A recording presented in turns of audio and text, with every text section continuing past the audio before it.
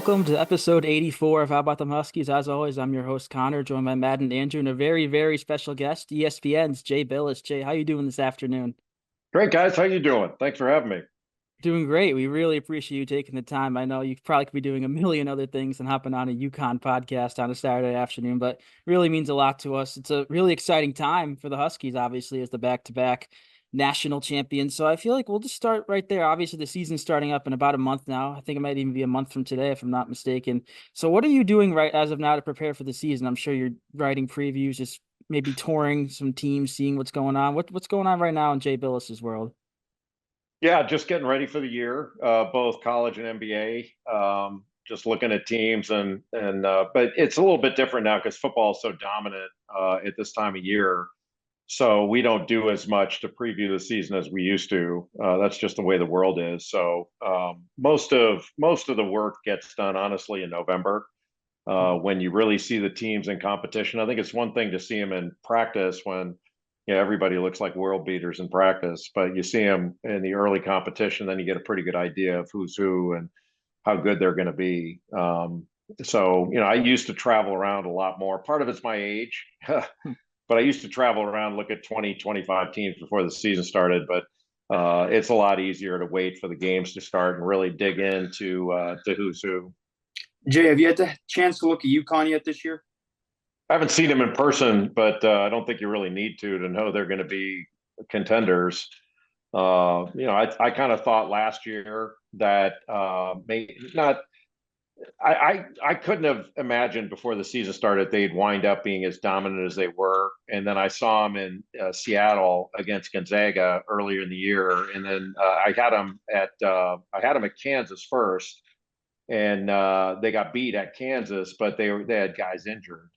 So they weren't 100% healthy, but I thought that game, even though it was a loss, was actually helpful to UConn. But by the time I saw them at Gonzaga, you're going, okay, they can win it again. But even seeing them and saying they could win it again, I don't think I was thinking they were going to duplicate the double-digit wins throughout the tournament and be that dominant. By the end of the season, you knew they would, or could anyway. But it's kind of honestly hard to wrap your head around how dominant they've been. Um, I think you have to go back a long way to find a comparable to that sort of, like to go 12 straight games in the postseason over 2 years without a single digit challenge. Nobody does that. And this is historic what's going on. And I heard, I don't know where the interview was, but I heard an interview where Danny Hurley kind of sounded like he was saying, we're getting a little disrespected here. There should be more talk about this. And I think he's actually right in that, I grew up in Los Angeles I was born in 1963, but I basically grew up knowing what the hell was going on in the 70s when UCLA was going through their dominant period. And, I've spent my whole life in and around the game. And honestly, this is the most dominant I've seen a team since probably Kentucky in the mid 90s. Like Kentucky had a 3-year run under Pitino and Tubby Smith where they were an overtime period away from a three-peat. There have been a couple of repeat champions. Duke, I was actually a grad assistant on those teams as an assistant coach. And then Florida in, I think it was 06, 07 or maybe 07, 08. I can't remember, but it was something like that. But UConn's done it back to back with a legitimate chance for a third, and they would do it essentially with 3 different teams. And the 25-year run they've had now with 6 national championships in 25 years, it's them and UCLA, and that's it. Like there's nobody else that's done that. It's been remarkable. And I don't honestly know how to compare it to anything since then. Nobody's come close. It's been tremendous. And you mentioned this dominance with all these different teams. Dan Hurley isn't one to jump right into the recruiting portion of bringing players in. Dan Hurley has definitely used the transfer portal a bunch. How have they been able to do this without, a number 1 recruit every single year, top 5 guy? Well, because I think he's recruited guys that are number 1 recruit caliber competitors. And it's pretty clear that he has his staff is unbelievable. But they've recruited they've recruited personalities that can take, the relentless pursuit of excellence and not be deterred by it. When there are a lot of athletes that when they get challenged to that level tend to retreat a little bit. They become afraid of making a mistake or something like that. And not these guys. They can get challenged and they respond positively to it. And that's not a function, I think, of today's player. You always hear like, well, today's player is not as tough or you can't handle this or that. I think that's crap. They can handle it. But the UConn program is different in the level of expectation they have of what you're supposed to do every day. And you're going to be held to a certain standard. And if you don't meet it, you're going to hear about it. But they seem to be fueled by that rather than that being a barrier, if that makes any sense. And I think that has to do more with mentality than it does with just straight basketball ability. So they're talented and they're as talented as anybody, but where the separating factor or the force multiplier, if you will, to me is the collective mindset that they have.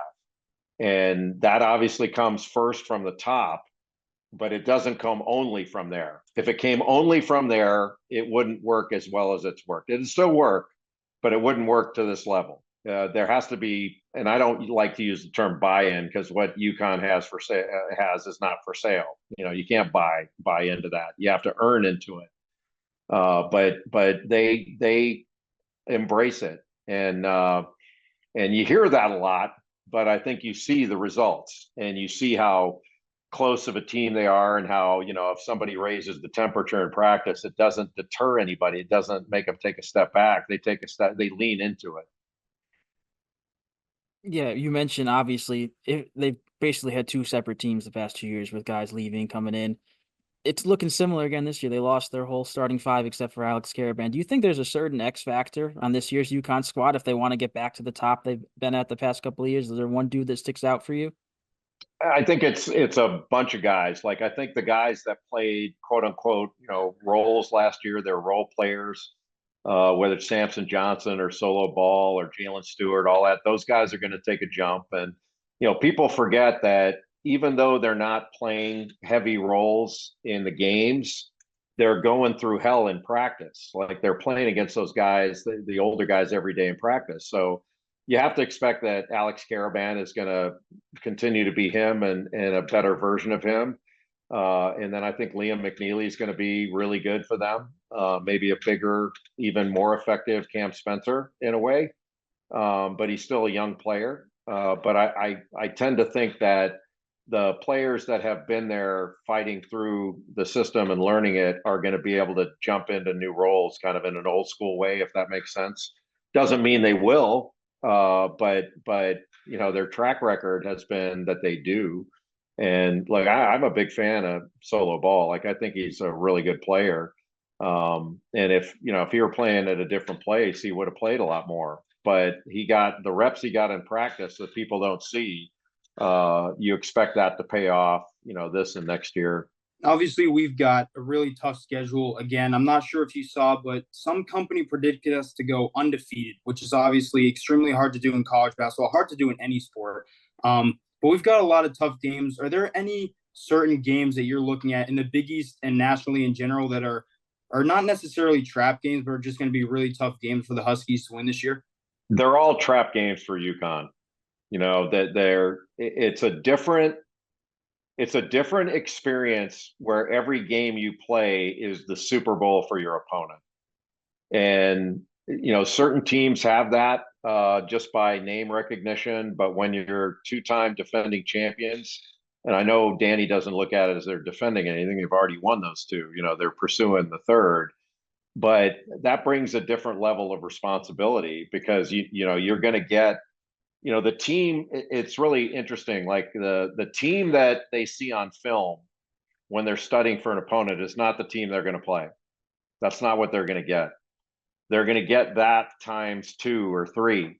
they're literally going to get the other team's best shot and the best version of that team. So even if you say they're playing against a team that's say they're 500 in the league and maybe struggling to make the tournament, they're going to get the A+ version of that team.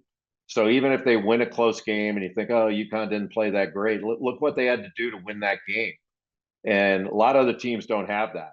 And, I remember that honestly from being a player that, we would play teams that would be, when we were number one ranked, we'd play teams that were kind of at the bottom of the league, and they would play their butts off against us. And it was unbelievable. And you're kind of thinking, God, if they play like that against the other teams, they wouldn't be where they are. But that's kind of that's the challenge of being the best team, or the best program is, there's no such thing as a layup game. There are going to be games on the schedule where, a few games in the non-conference where they're playing, lower Division I teams. Everybody plays those where they can get away with not playing their best and winning. But usually once you get to conference play or these big time non-conference games, you're not going to get away with anything. They can't get away with anything. And that's a responsibility, but it's and a challenge, but it's also really cool. You know what's coming, and you have to be prepared for it every game, or you're going to get beat. There are plenty of good teams all around the country, even in the Big East, UConn, Marquette, Creighton, just to name a few. Do you feel that there are going to be any other teams in the Big East this year that may take that next step and end up as a 5 seed in March? Personally, I feel like St. John's, second year under Rick Pitino, could make a large jump. I just want to know how you feel about that. Yeah, I mean, I think there are a few teams, St. John's, Providence. There are teams that Georgetown, I think, is going to be way better this year than they were last year. They got Malik Mack coming in from Harvard, and left-handed point guard who's really, really talented. So he's going to make them better right out of the gate. I think the whole league's going to be better. And, can it get that much better at the top? Probably not, but it doesn't need to. To me, the real, truly great leagues are the ones that the bottom of the league is really good. And, now obviously they're going to lose games because they're playing against elite teams at the top, but, they become tougher outs. And that actually winds up making everybody better. So the Big East has proven, honestly, it's kind of surprised me how great the Big East has been.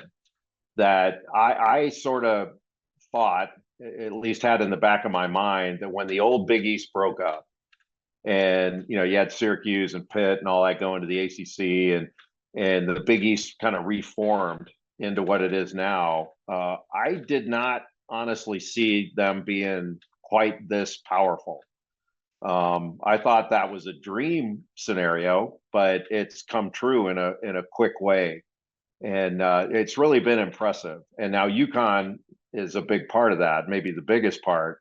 But it's, the rest of the league has been like, Creighton was Final Four good the last couple of years and probably should have cracked the Final Four, one of those two.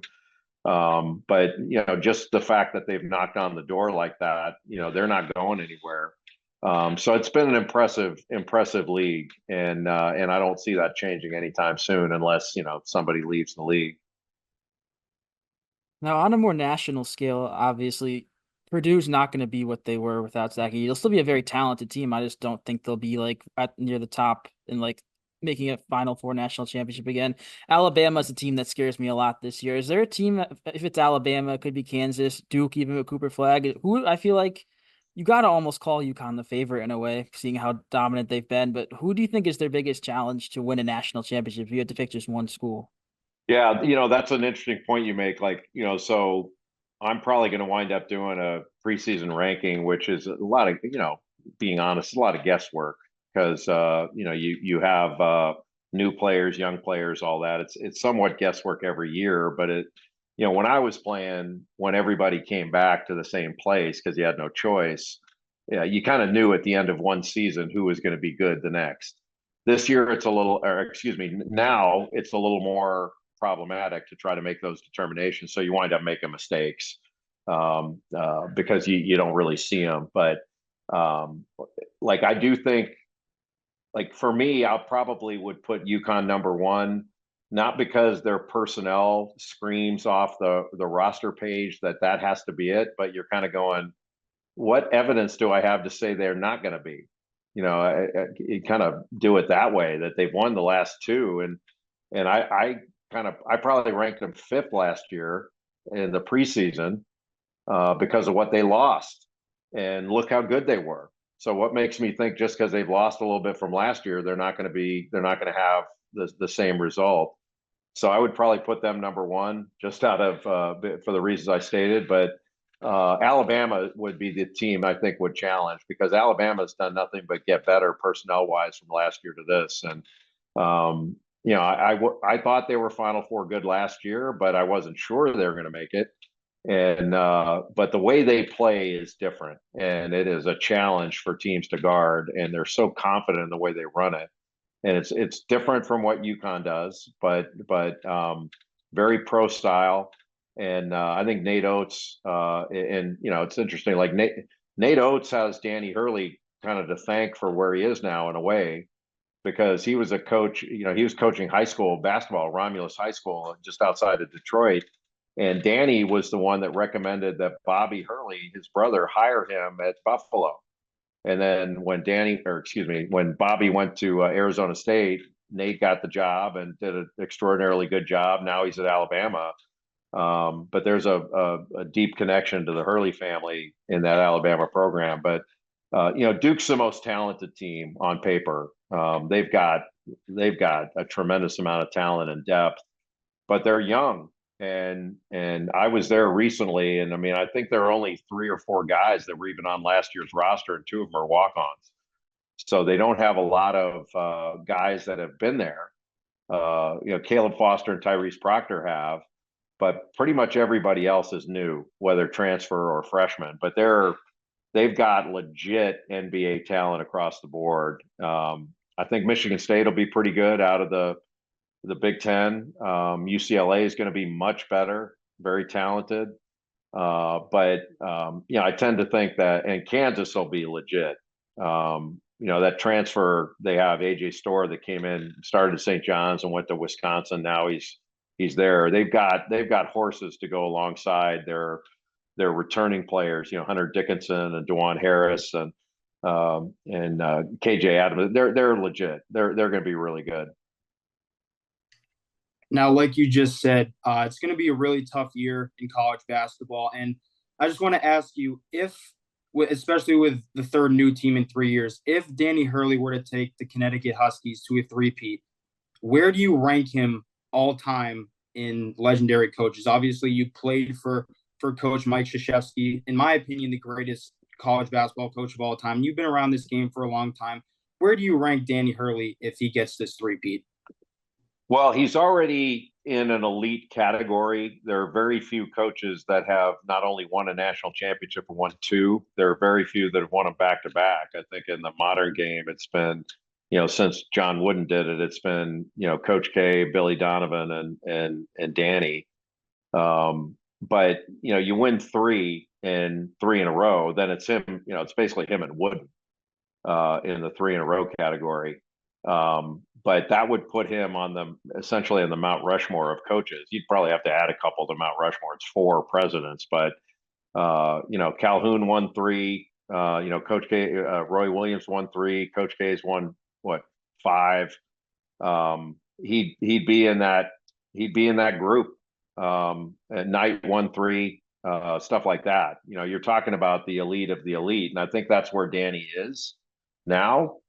But we're in a culture that counts things, and I play a lot of golf, and I'm a big fan of golf. But when you get into the discussion of who's the greatest golfer, you'll have some people look at it in a holistic manner and are willing to talk about the nuances, and there are other people that say, hey, when Tiger gets to 18, talk to me, but until then it's Jack. So in some regards, all you have to do is be able to count to determine who the best is. But championships are different than sort of number of wins, if that makes sense. Like, you win 1,000 games over your career. You've done it for 35 years or something.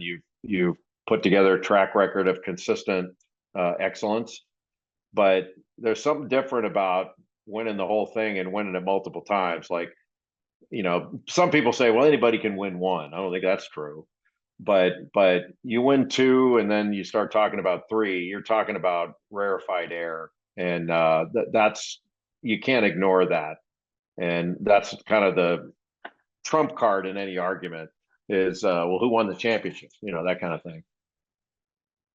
And obviously Hurley, the great amount of success over the past 2 years. He's had a huge amount of talent on these teams. Obviously, a couple NBA guys being drafted. Do you believe that Hurley kind of brings these guys to the next level? When, Andre Jackson came into UConn, he wasn't the star right away. Now he's in the NBA, got drafted to the Bucks. Do you believe that Dan Hurley kind of pushes these guys over that edge to the next level?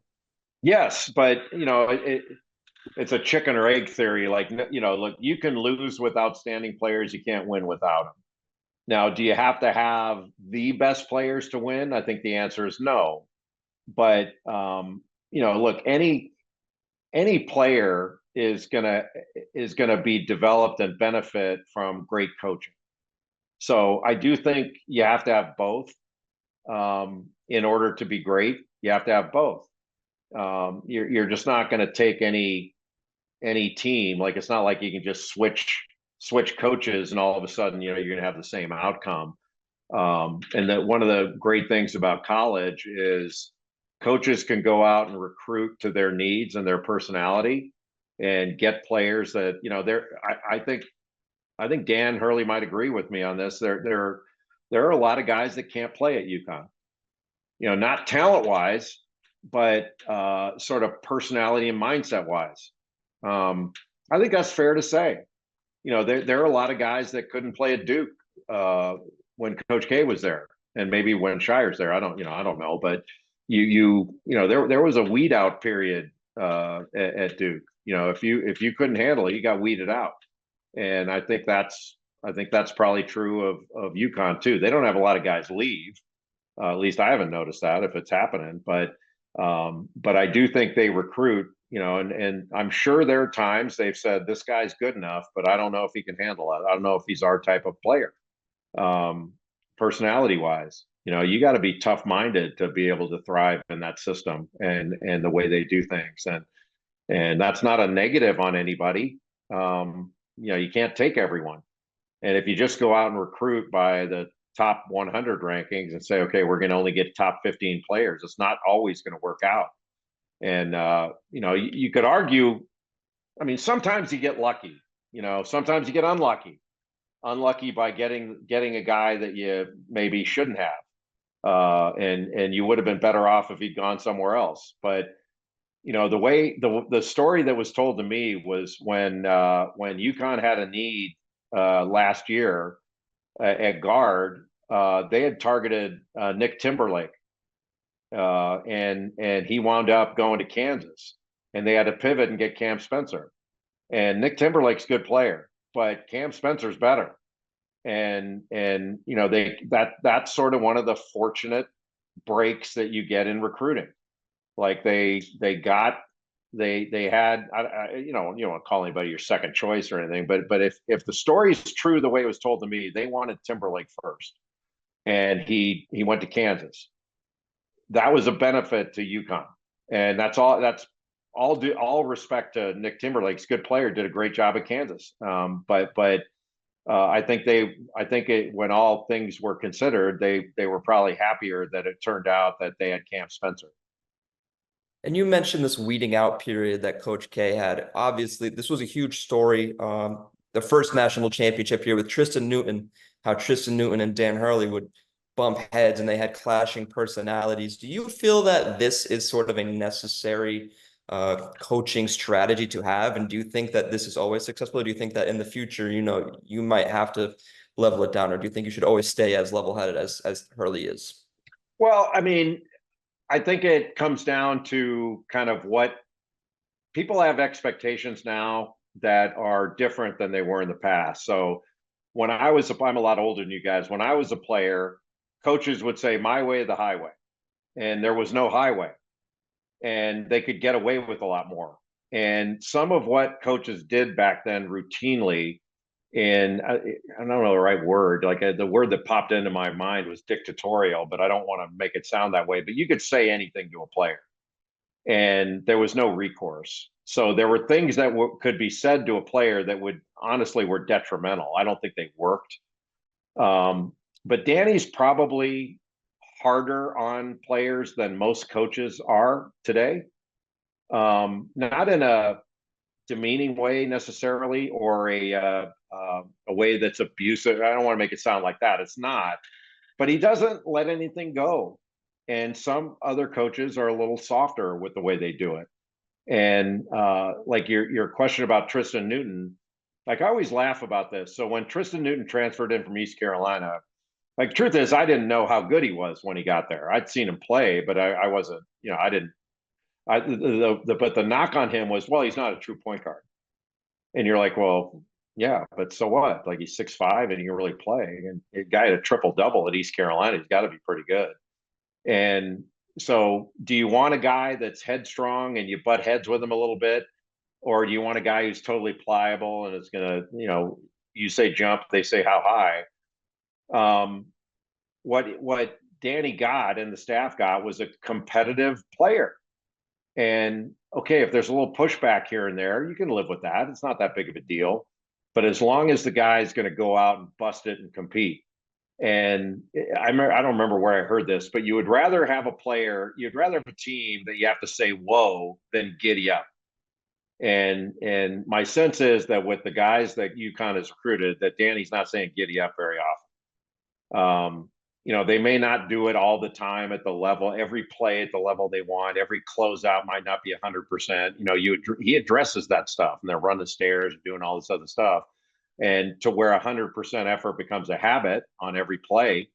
Now, if you're butting heads over that, it's different than when you're butting heads over, being respectful of accepting your responsibilities as a player. I don't think that's been a problem overall. It might be a momentary thing in a practice. Maybe a player doesn't react to how they're coached as well as they need to in a particular practice or a particular situation. But those are things you learn. But if you have the type of player, the competitive player, the accountable player, then that's gonna be worked out in a short period of time. And it's pretty clear those things are worked out at UConn. And this is part of why we've just started to just trust Dan Hurley and not get too wrapped up in the recruiting and the transfer portal, because obviously a couple of years ago we were a first round exit to New Mexico State and we lost 8 of our players, and 99% of the UConn fan base was thinking, what the hell is going to happen? Like, who are we going to have a team next year, or are we just going to be terrible? And I remember people thought it was the end of the world that we didn't get Andre Curbelo, who ended up going to St. John's and then Southern Mississippi and wasn't very good. And we ended up getting Tristan Newton, and it goes back to your comment. You didn't really know how good he was. Dan Hurley's way of recruiting is just different. And I just wanted to get your opinion on how he does it. Like, what is his secret, do you think, in terms of recruiting? I don't think it's a secret. I think they study and they're in tune with the market. And does this player have what it takes to succeed in our program, in our culture, our system, whatever people want to call it? And going back to what we talked about earlier, it's not for everybody. And that's okay. There's nothing wrong with that. But I've always found it interesting. Like, look, I grew up a fan of things. I was a Dodger fan. I was a Laker fan growing up. I liked UCLA as a kid. And it's fine. However fans feel, that's fine. I always get asked about this. A fan will come up before the tournament game or whatever and say, should I be worried? This other team's really good and we haven't played well. Should I be worried? I go, you can be whatever you want. You can be worried. You can be drunk. You can be happy. What you do or feel has no impact on the outcome of the game. Zero. And so fans can feel however they want. And you can trust Dan Hurley or not trust him and his staff with the decisions they make. But I think the track record, suggests that you should trust it. But if you don't want to trust it, that's fine, because the outcome's going to be the same no matter how you feel about it. Because they got it together, and they're going to do well, period. Like, that program's going to win. It's going to contend. Now, whether they win the whole thing, I think it's incumbent upon UConn fans to decide, are we going to enjoy the ride, or are we gonna judge the ride by the final result? So if you get clipped in triple overtime in the final four, is that going to be a horrible disappointment that you can't live with? And the answer is, what a ride you get every year to watch that team develop and enjoy it and play. Like, the one thing is every time you go to Gamble or the Civic Center, wherever they're going to play, they're going to be diving on the floor and playing 100%, win, lose, whatever. That you're going to see that, and that should be really comforting. That no matter what happens, it's not going to, the result is a negative result is not going to occur from lack of effort and lack of preparation and lack of caring, because those guys care, man. I don't see teams like that very often, that are that together and that tough-minded together, and they have fun doing that. Like, it's not drudge work for them. They're not pounding rocks. They're enjoying the pursuit of this. And I think the responsibility we talked about earlier of being a champion and then taking the other team's best shot, it's like they're like, yeah, okay, bring it on. It'll be great.